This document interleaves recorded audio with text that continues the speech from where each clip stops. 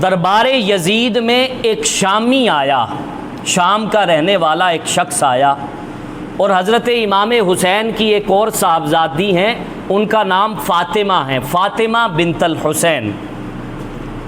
وہ حضرت زینب کے ساتھ کھڑی تھیں، تو اس شامی نے یہ سمجھا کہ یہ کسی جگہ سے یہ جو لشکر ہے یہ ان کی بغاوت کچلی گئی ہے، کوئی عراق یا ایران سے یہ بغاوت کچل کر ان کو یہاں پر لایا گیا ہے، اور یہ باندیاں ہیں، یہ لونڈیاں ہیں جو کھڑی ہیں۔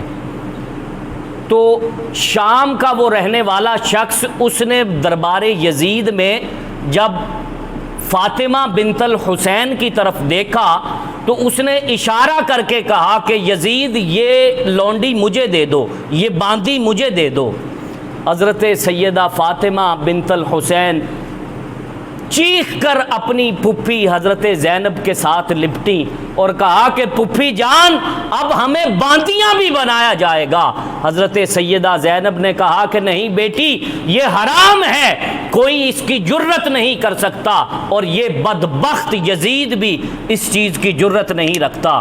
یزید بھڑک اٹھا، اس نے کہا کہ اگر میں چاہوں تو تم کو باندیاں بھی بنا دوں۔ سیدہ زینب نے فرمایا بدبخت، جب تک تو میرے نانا کے دین کا نام لیتا ہے تب تک یہ کام نہیں کر سکتا۔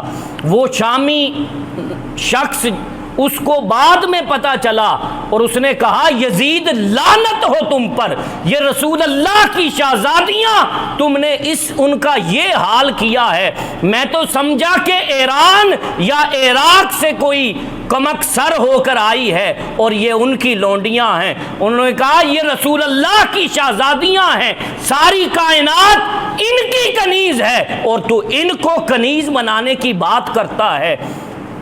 یزید بھڑک اٹھا اور اس نے جلاد کو بلوایا اور کہا کہ اس شامی کا سر قلم کر دیا جائے۔